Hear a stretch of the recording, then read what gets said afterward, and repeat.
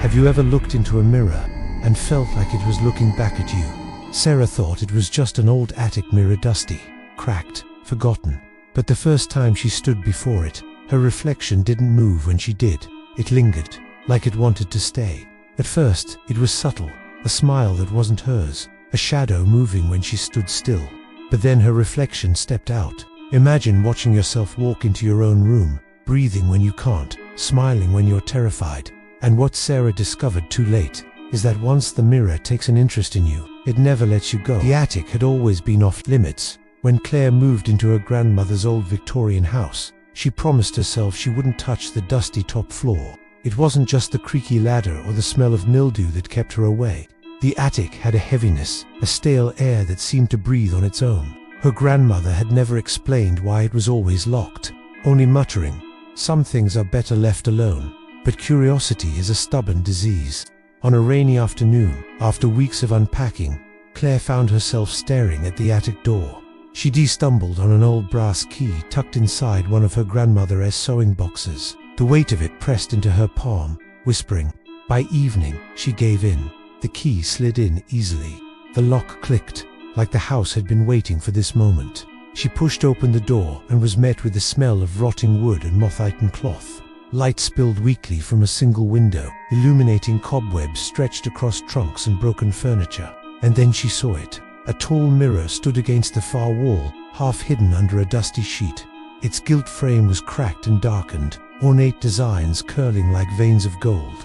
Claire pulled the sheet away, coughing as dust billowed out. Her reflection blinked back, but something was off. For a moment, she thought it was just the grime on the glass.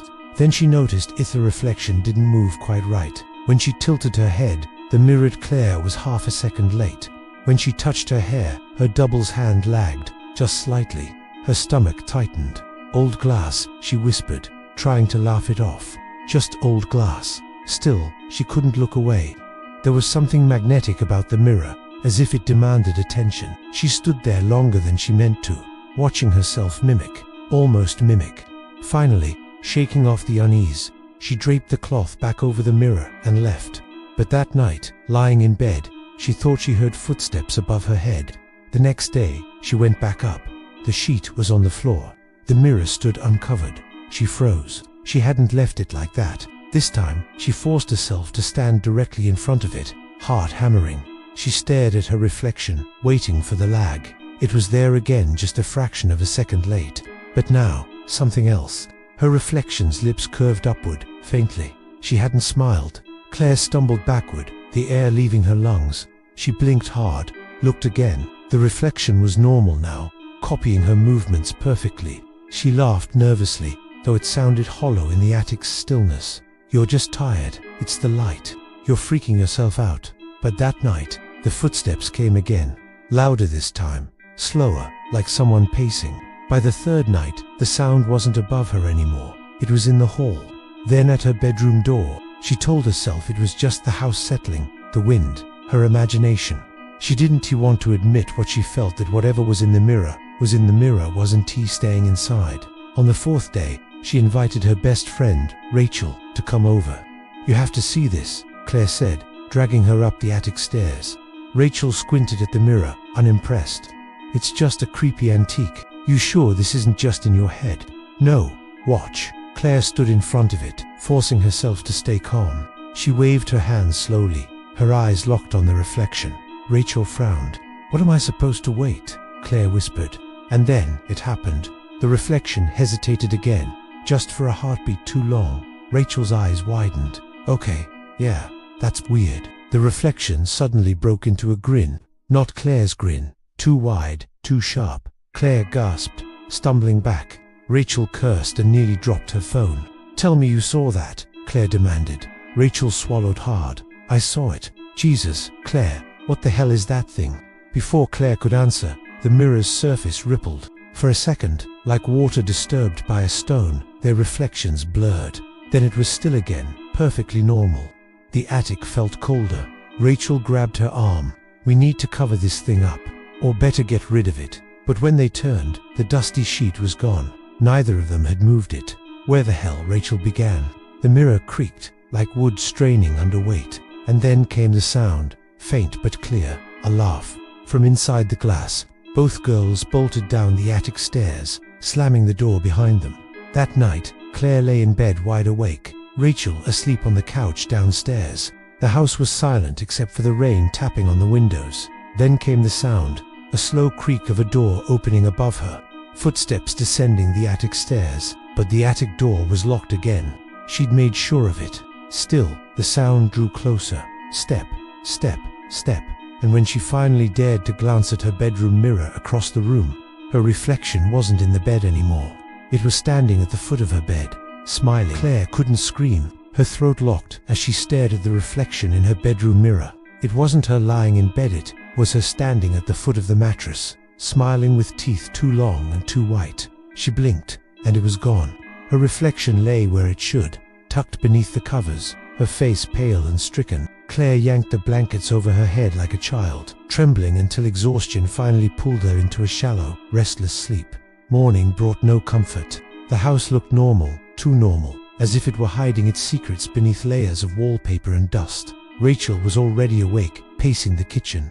"Claire, you need to get rid of that mirror. I mean it.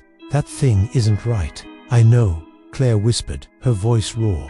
"But I don't even know how to get rid of something like that. What if it follows?" Rachel shook her head. "We can't just sit here while it, whatever it is, plays games with us. Smash it, burn it. I don't care, smash it." The words rattled around in Claire's brain all day, but something in her resisted, like the mirror had already claimed a part of her. By evening, she forced herself up the attic stairs again, armed with a hammer. The mirror stood uncovered, as if it had been waiting.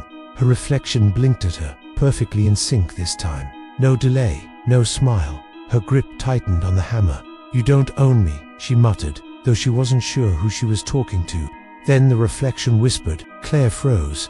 She hadn't moved her lips, but from the mirror, faint as breath against glass, came words. "You can't destroy me. You're already mine." The hammer slipped from her hands, clattering onto the floorboards. Her reflection bent down, picked it up, and grinned. Claire stumbled back, heart racing, but when she blinked again, it was gone. The hammer was still on the floor. The reflection was behaving, innocent as any mirror should be. She fled the attic, slamming the door behind her. That night, Rachel left. She couldn't handle it anymore. Claire didn't blame her, but being alone made everything worse. The footsteps returned, louder, closer. They didn't stop at the attic door anymore. They moved through the house, slow and deliberate. Sometimes she swore she saw movement in her peripheral vision, a figure just behind her, gone when she turned. On the fifth night, Claire woke to her bedroom mirror rattling against the wall. She sat up, trembling. The glass vibrated like something was trying to push through. Then came the knock. From the other side, 3 sharp raps. Her breath caught. And then, a voice, muffled but clear. "Let me out." Claire clutched her head, rocking. This wasn't real. It couldn't be real. But the next morning, she found muddy footprints on her bedroom floor, bare sized, leading straight to the mirror. Desperate, she turned to research. She scoured her grandmother's old papers, digging through boxes in the study. At the bottom of one trunk, wrapped in yellowed cloth, she found it, a diary, her grandmother's. The entries were shaky, written in fading ink, but one page chilled her blood. "The mirror is cursed. It belonged to Margaret Holloway, the woman who lived here before us. She practiced strange rituals, using glass as a doorway. They say she lured children upstairs and trapped them in the mirror. Their bones were found in the walls, but her spirit never left. I sealed the attic for a reason. God forgive me, I should have destroyed it." Claire's hands trembled as she read the last line, scrawled in desperation. "The mirror does not reflect you. It reflects what it wants to make you." Her chest tightened. Was that why her reflection smiled, whispered, moved on its own? Was the mirror reshaping her? That night, she dreamt of Margaret Holloway, a tall woman in a black dress, her face hidden beneath a lace veil. She stood inside the mirror, surrounded by children's shadows. They whispered, clawing at the glass, their mouths open in silent screams. When Claire tried to run, Margaret reached through the surface, her fingers curling like hooks. Claire woke screaming, sweat soaking her sheets, and then she saw it. The mirror across her room had changed. No longer did it show her bed, no longer her reflection. It showed the attic. The mirror stood inside itself, infinite reflections spiraling down into darkness. and in the center of it, Margaret smiled from behind the veil. Her voice slithered out like smoke. "Come upstairs, child. Let's finish what was started." Claire locked herself in her room until dawn. She couldn't leave the house. The mirror seemed to call to her, tugging at her mind, pulling her toward the attic. But the worst was yet to come.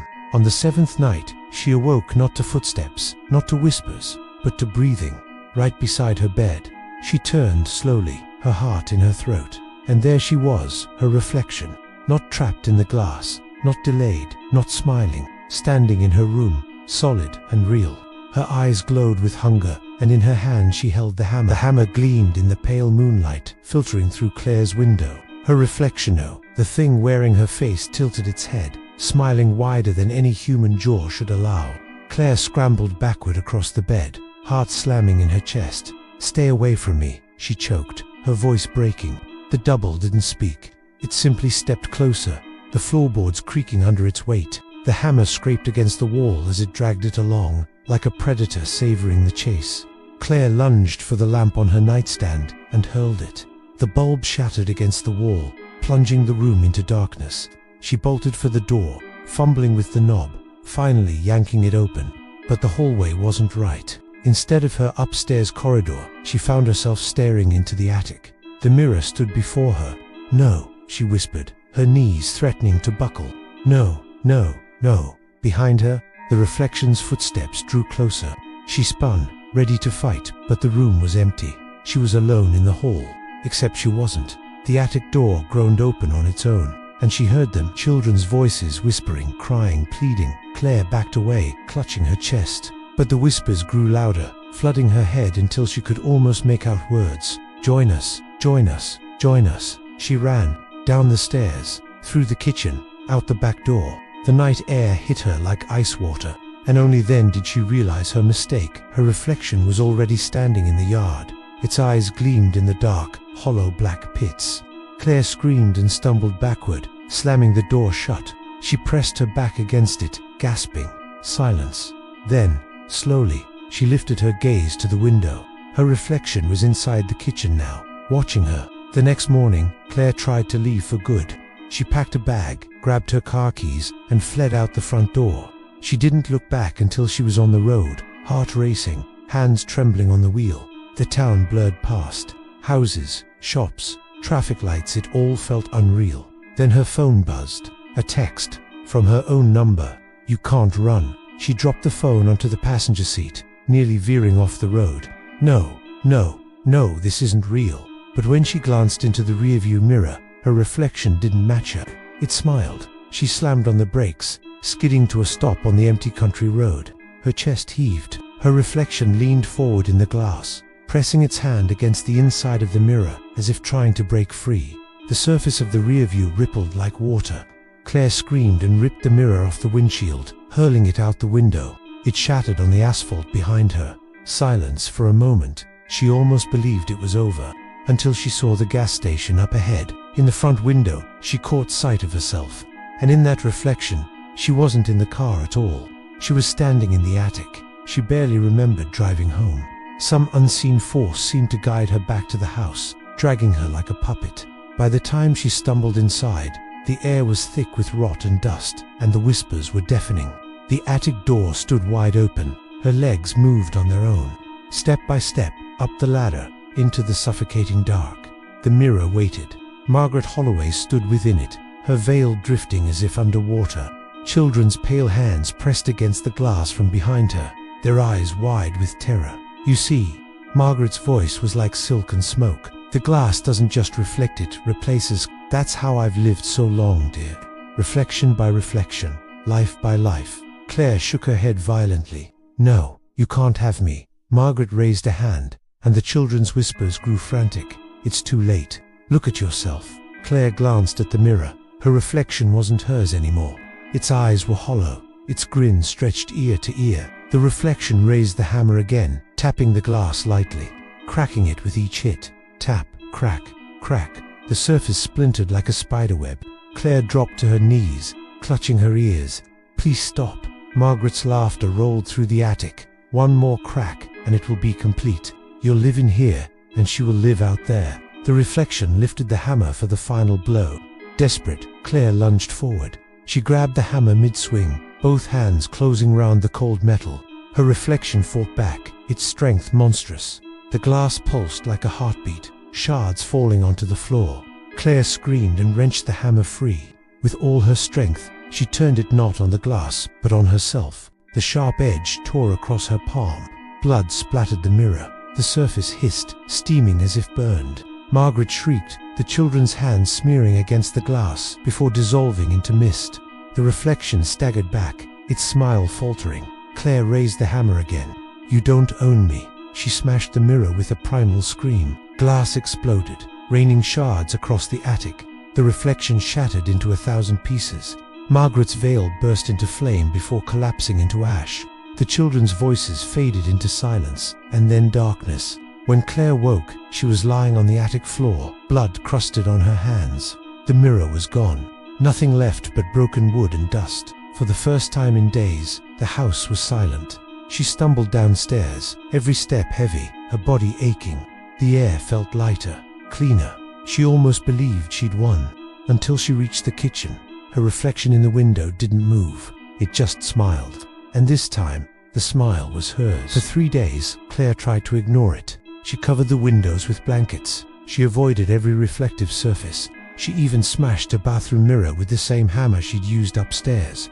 But no matter what she did, she always caught glimpses of it, her reflection, moving differently, pausing too long, smiling when she wasn't. At night, she felt watched. At dawn, she woke with bruises that hadn't been there before, scratches down her arms like fingernails dragged across her skin. And the whispers never stopped. Join us, trade places, let go. By the 5th night, Claire broke. She drove into town, desperate for answers. She found the local library's archives, dust-covered and forgotten in the basement. Hours passed as she combed through microfilm newspapers until she found it. 1923, Margaret Holloway, arrested for ritual murders. 11 children found dead, bones arranged around a cult mirror. Holloway hanged in county prison. Mirror never recovered. Claire's stomach lurched. So it hadn't just been her grandmother's imagination. Margaret had been real. The murders had been real, but the mirror had survived, and now it had her. That night, Claire sat in the living room with every lamp blazing. Her nerves were raw, her mind unraveling. The shadows in the corners seemed thicker, darker, moving when she blinked. She held the hammer in her lap, her only comfort. When the clock struck midnight, the TV flickered on by itself, static, then an image. The attic, the mirror, whole again. Claire's breath hitched. She dropped the hammer, staring at the screen.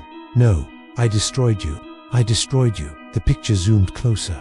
And then she saw herself on the screen, sitting in the living room, staring in horror. Her reflection, it waved. The TV went black, and the house went silent. She knew then there was no escaping it. If the mirror could reform, if it could step beyond the attic, then smashing it hadn't freed hurt, had only loosed it. She heard footsteps above her head, slow, deliberate. The attic, the air grew heavy, pressing against her chest. The bulbs overhead popped, one by one, until the house was drenched in shadow. Claire forced herself up the stairs, her heart pounding. She knew it was madness. She knew she should run. But some terrible magnet pulled her upward. The attic door stood open, yawning like a mouth. Inside, the mirror was whole, gleaming, waiting. Her reflection stood inside, hammer in hand. But it wasn't alone. Margaret Holloway loomed behind it, veil drifting, her skeletal fingers resting on the reflection's shoulder like a mother with her child. "You see now," Margaret whispered, her voice rattled through the beams of the house. "The glass doesn't shatter, it only multiplies. And when you break it, you invite it everywhere." Claire shook her head violently. "I won't let you take me." Margaret's laugh was low and cruel. "You already have." And Claire saw it, her hands, the same black veins that ran through Margaret's. Her skin piling, her eyes hollowing. The reflection wasn't separate anymore. It was her. "No," she screamed, raising the hammer. "I'm not you." She brought it down, not on the mirror this time, but on her own reflection's hand, slamming the hammer through the glass. The attic erupted in shrieks, children's cries, Margaret's scream, the shattering of countless unseen mirrors. The house shook violently, dust raining from the rafters. The reflection's face twisted in rage, its smile splitting wide as it dissolved into shards of shadow. Margaret reached for Claire, her skeletal fingers brushing her cheek, then crumbled into smoke. And then, silence. The mirror was gone. The attic was empty. Claire collapsed to the floor, sobbing in relief. For weeks after, the house was still, peaceful even. She dared to hope it was over, until one evening, she walked past the hallway mirror she'd forgotten to cover. Her reflection didn't move. It stared, smiling, and whispered in her own voice, "All I needed was a doorway. Thank you for opening it." Claire's scream echoed through the house as the lights flickered out. When neighbors found the house days later, it was empty. No sign of struggle, no Claire, only the mirrors. Every single one in the house had been scrubbed spotless, and in each of them, if you looked long enough, you could see her standing just behind you, smiling. The end.